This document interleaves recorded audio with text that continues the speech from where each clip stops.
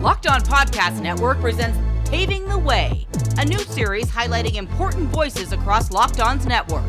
Every month, our host Kanani Stevens will showcase other Locked On hosts who come from underserved communities to hear the challenges they face to become a sports broadcast personality. Who will be paving the way this episode? Find out now. This week on Paving the Way, we speak to Patricia Traina from Locked On Giants. She recalls her time being one of the first women on the Giants beat, and she also tells us how adversity in her life helped her become an even better sports journalist. Welcome into this edition of Paving the Way. I'm Kanani Stevens here with Patricia Traina from Locked On Giants. Patricia, excited to have you. I'm a big fan, and I love what you do with Giants. I'm sure sports have always been a big part of your life, but when you were a kid, were you always into sports, or did this come along a little later? No, actually, growing up, I was always into sports. My late father, was a Giants season ticket holder for quite some time, going back to the Yale Bowl. He was also a New York Mets fan. He liked the Rangers, the Knicks. So sports was a given in our household. And every Sunday, of course, was Giant Football Sunday. And I grew up with that. And I remember the fumble. I'm old enough to remember the fumble and how that irritated so many Giant fans, including my father. And I have so many wonderful memories, just growing up watching sports. And then, of course, as I got older, I played sports. I was a softball player. Because I was always one of the tallest kids in class. I played basketball. I wasn't very good at basketball. I was better at softball. But sports was part of my life. Were you one of those families where sports was kind of every season, it sounds like you were kind of into a different sport and it was kind of the fabric of the family? My mom wasn't into sports as much. And my brother, he just to be difficult, my brother would root for the teams opposite of what my father rooted for. But that was something, Giant football, Mets baseball, that just, brought us closer together. I learned the game from him, baseball and football. And it was just something that, we did together. And then as I got older, old enough to go to football games, he would take myself and my brother to the Giant home games. And I remember we would sit a couple rows back from where he sat in the old Giant stadium. We were right on the 50-yard line, so it was just pretty cool there. And we had box seats behind the Mets dugout, courtesy of my father's where he worked. So it was a treat for me to go out and spend the whole day at the ballpark, whether it be the football stadium or the baseball stadium. That's awesome. I know you said you played sports, and then obviously when you got a little bit older, I feel like a lot of us love sports. And then maybe when we stop playing, it's like, maybe how can I still be involved in it a little bit? Did you find yourself still just kind of being a fan? I know you have a little bit of a non-traditional route to where you got to where you were. So did you immediately know you wanted to kind of do something with sports, or did it come along later? No, I actually knew I wanted to be a sports writer.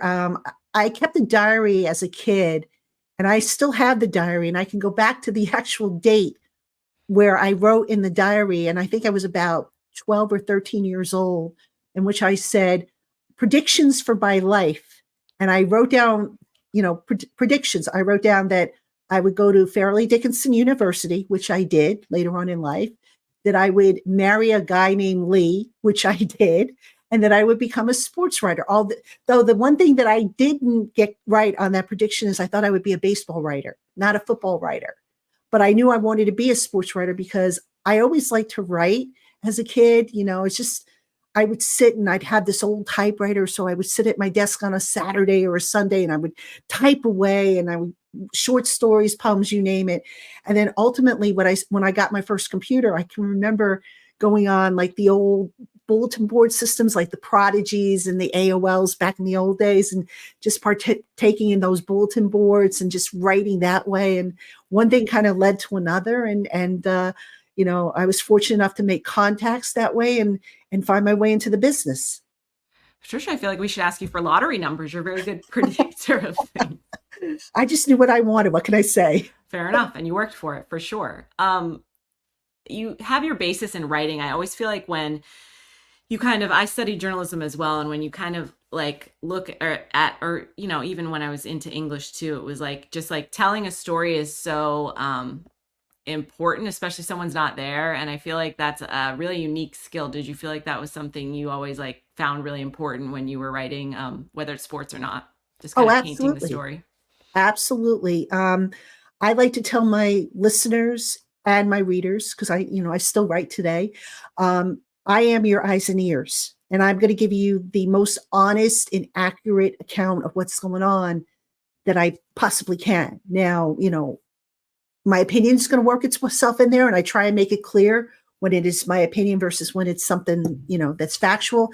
But yeah, I totally believe in painting a picture for my readers and my listeners. And I don't know if anybody out there has read my work, but I will be very descriptive when I write. Like, for example, I might say, John Maris said while chuckling, just to kind of set the mood, to give you, rather than just say John Maris said, and then you've got the quote.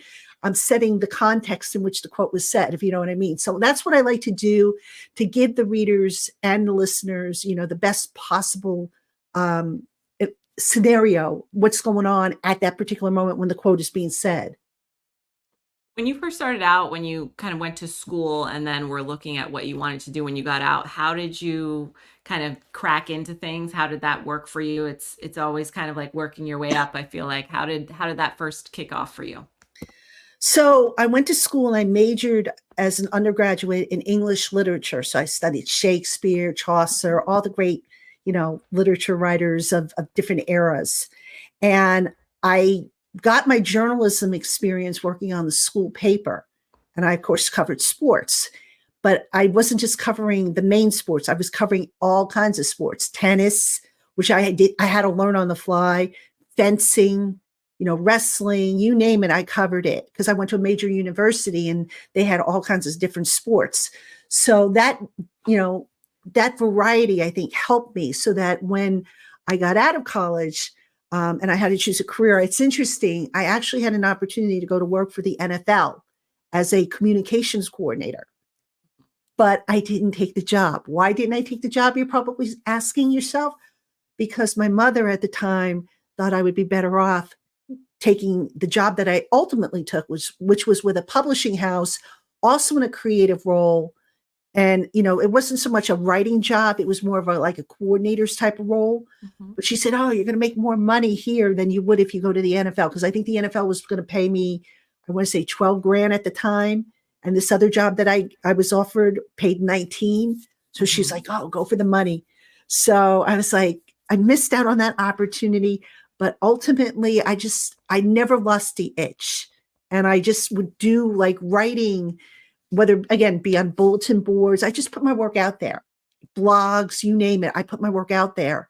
I taught myself how to write, internet code when that was a big thing back in the 90s. And ultimately, my work got seen by more and more people. And they were like, hey, you know how to write. And hey, you know what you're talking about. You want to try a gig. And for the first 10 years of my career, I didn't get a dime from my writing. And my parents used to be like, why are you doing it? You're not getting paid. And I'd be like, oh, it's a hobby. But deep down, I did it because, it's like anything. You practice an instrument, you get better at it. And then someday, somebody will come along and say, hey, you're pretty good. Here's a check for playing your instrument. Well, I kind of had faith in myself that one day somebody would come along and say, you're pretty good. Here's a check. Why don't you write a Giants column? When that time finally came around, did you feel like you were ready for it, since you'd been kind of working on it for the better part of 10 years at that point? For the actual writing, yes. But at the time when I came into the business, into the landscape, it was a predominantly male environment. So I remember the first time I went into the Giants locker room. I had to be, oh gosh, I want to say it was in my maybe mid-20s, maybe even early 20s. But anyway, I went into the locker room and it was like, all of a sudden, everybody looked up and they're like, what's a woman doing in here? Because it was that there weren't very many women back then who were reporters. And on the Giants beat, I think I was the first one to come around on a regular basis, even though, history books might not show that because I wasn't with a main newspaper. I was with this new independent newsletter that covered the Giants. But I remember walking in And I laugh about it to this day, but because, you're walking into a men's locker room where guys are at different stages of dress, I made it a point because I didn't want anybody to come and say, oh, you're coming in here to ogle people. And I would be like, nope. So I would look down at the carpet, and I can to this day tell you every little nuance in the carpet in the Giants locker room in the old Giants stadium, including where all the tears and wear spots are. Eyes down for Patricia at work. What was that experience like? That's not simple. I mean, it's easy to kind of look back on it now, but I'm sure that was tough at the time to kind of be the only woman around. It was, because I really didn't have anybody to talk to. Like, I could talk to, don't get me wrong. I mean, my male counterparts did talk to me, and there were some who were very helpful, and some whom, even offered to help me and take me under their wing. But, sometimes when you're just standing around and you want to talk, about women things or something like that, it's like, who are you going to talk to about that? So I didn't really have anybody to talk to in that regard. And the other thing is, some of those days could be long, and they could be, like if you're standing out in the hot sun and whatnot, and, you don't want to show that you're weak and, oh my God, I feel like I'm going to faint, or, oh my God, I'm dehydrated, or anything like that. So you have to learn to toughen up a little bit. And that, I think, helped me to get a little tougher. And, the other thing was developing tough skin, because you're going to get criticism in this field. I still get it to this day. And you're either going to let it affect you and destroy you, or you're going to just say, okay, thanks for your 2 cents, and you're going to move on. And if it's valid, you grow from it. And if it's not, if it's, a hater throwing it at you, you just say, okay, thanks. And you just keep on rolling. How do you feel you got to that point? Because I think it's, at least I always say for me, it was really hard in the beginning because I wanted to be taken seriously in sports. And I feel like as a woman, you don't get the luxury if you make a mistake or you say something wrong. It's not a benefit of the doubt. It's that she doesn't know what she's talking about. But then I also wanted to be myself, and it took me some time to kind of figure that out. Is that something that took you some time to figure out, or did you kind of feel that right away? No, it took me time to grow up. I think a lot of times when I look back, I was immature, but for me, what kind of changed my whole perspective was when I got sick with cancer. It was in 2011, I was diagnosed with cancer.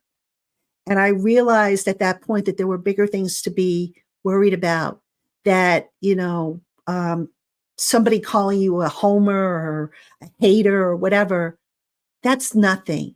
That can't hurt you. Cancer can hurt you. And I remember, fighting cancer, determined to live. And, there were times when I didn't think I would make it. And I had a great team of doctors around me, and including one who was insistent. She said, look, I've never lost a patient yet, and I ain't about to start. You're not going to be my first one that I lose.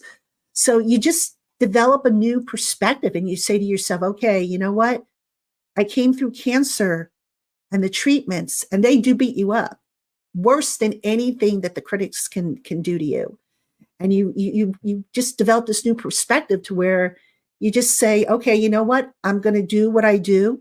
As long as my bosses are, happy with what I do, as long as the majority of my audience is happy what you're going to do, you're never going to please everybody. So if you keep that in mind, you just, you're able, I think, to develop that thick skin that you need to kind of, survive in the business. Going through that adversity, when you went back to work after all of that, obviously you have a different mentality. Did you feel like your work changed as well? Did you feel like you could present things differently a little bit with that kind of perspective? Yeah, in a way, yes, because I started to see things differently. Like I started to see, like when I would talk to players, I was more in tune with like body language and really reading, the cues, the nonverbal cues that they were giving off. So I became a little more sensitive to that, and I was able to adjust. Whereas, and I tell this so many times to my young writers that I mentor. I say, look, you can go up to somebody and you can just take your microphone and shove it in their face. I call that stabbing somebody with a knife, because it's like, here, give me information. I'm poking you for information. Or you can just kind of be subtle about it and just build up, a rapport and get them to open up and talk. And I take the softer approach, but it works for me because I do get guys that open up and they talk to me and they tell me things that maybe they shouldn't, or, things that, that are off the record or whatever. And I keep it in the back of my mind. And it just works for me. And I just think that whole perspective, just being able to read body language, people often ask me, college students ask me, they say, what courses do you recommend I take? And remember, I didn't have a traditional journalism education, but there were courses that I took that helped me with journalism, psychology being one, being able to read body language and verbal cues and tone and all that stuff.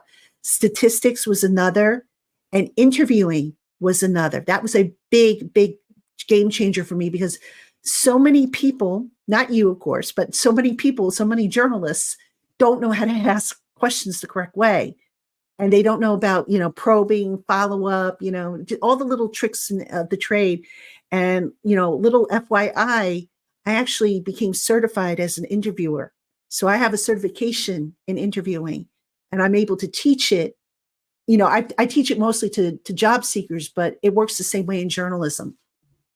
What's one of the biggest things for you when you're kind of trying to teach somebody that? The biggest thing for me was always listening. Because at first I would get so nervous that I was like, oh, these are the questions I'm going to ask and whatnot. And I wasn't listening to what anybody said. And it was just, I was missing out on so many things that you could follow up on or lead off of what they're saying. That was always hard for me to figure out at first. I was like, oh no, just listen to what they have to say. Right. No. What do you work on teaching? What's the big thing for you? So what I tell people to do is, whenever possible, go in with a loose script of questions you're going to ask. And leave enough space in between, on your pad of the questions, so that if somebody does say something in response to one of your questions that you want to follow up on, just jot down real quick, like Ray, and then whatever the topic is you want to follow up on. Now you're filling in your script. You have a loose outline. So you have 1, 2, 3, 4, and then you're suddenly going 1A, 1A1, and so on and so forth. So you're creating an outline. And then when you go back to write it, or later on edit it, if you're doing a podcast, it all comes together beautifully. You've done, 90% of your work right there. Very well organized. How did you transition from being a writer, being on the beat like that, and then how did kind of Locked On and podcasting come into your world? Well, it's interesting. I think when Locked On first started up, we were contacted. At the time, I was working with a partner, Ed Valentine, who writes for Big Blue View. And we got this solicitation one day, and we thought it was a joke. We thought somebody was just kind of, pulling our leg, and we didn't get back to him. And then we kind of found out that it was a legitimate request. And in the meantime, they had hired another guy from the Giants beat to do it. So Ed and I just, we thought, what, why don't we just start our own podcast? And we did.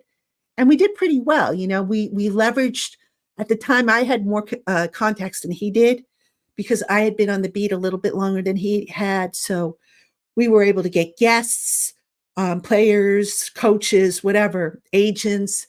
And we just kept working at our craft. And then when the opening came at Locked On, I believe it was David Locke, the founder of the network, reached out to us again. And this time we said yes.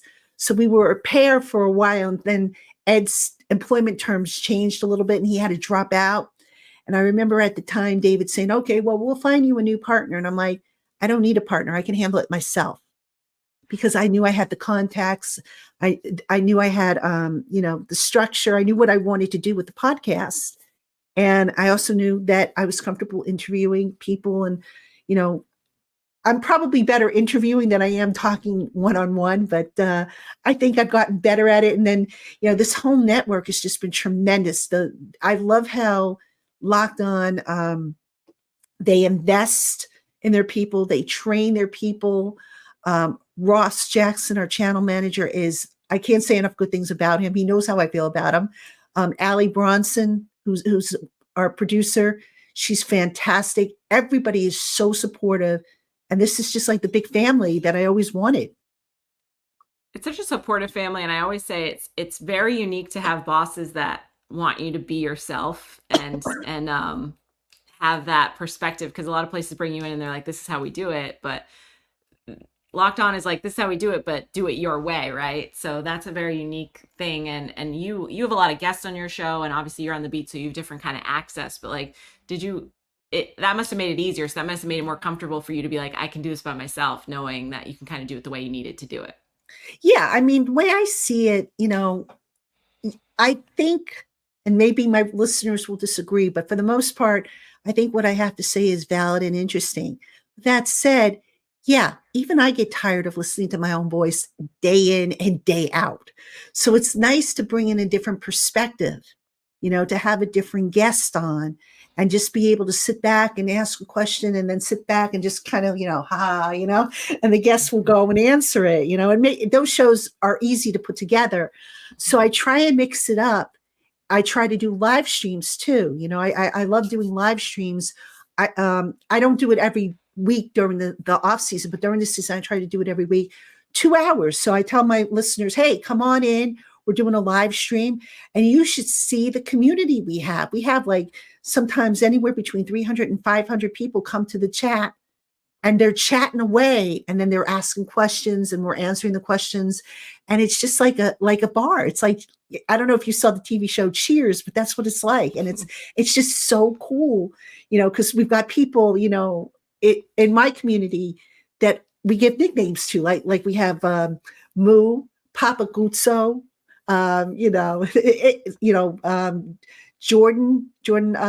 Samedi is one of them. I mean, my everydayers, my Blue Crew community members who are part of my Locked On subtext community. And it's so rewarding. And I just love it. It's the best feeling in the world because that's why I'm doing it. I'm not so much doing it to hear myself talk. I'm doing it so that I get to interact with the best fans in the world. That's so cool, Patricia. Is there anything left for you in terms of what do you want to do with your show that you haven't done so far? And I know you've created quite a community around yourself, but where do you see it going in the future? Well, I'd like to hit 10,000 subscribers on the YouTube channel. That's for sure. No, I just want to keep growing. I mean, I will say this, I've been in the business for almost 30 years, over 30 years, and I'm still learning new things. And not just from people who have been in it longer than me, but people who maybe have different approaches, people who do it more often than I have. I'm a sponge and that I will learn and I'm open to, constructive criticism. So if there's something, and I always tell my listeners, I say, look, if there's a specific show you want to hear on a specific topic, tell me. And I've had many shows develop as a result of listener suggestions, because those are the people you're serving. And those are the people who keep coming back to listen to your show. They're your everydayers and their voice matters. And, I try to do my best to accommodate them within reason and just give them what they want. You can catch Patricia Traina on Locked On Giants on YouTube or wherever you get your podcasts. If you'd like to check out more episodes of Paving the Way, you can check out or subscribe to Locked On Sports today on YouTube and see how our hosts are paving the way.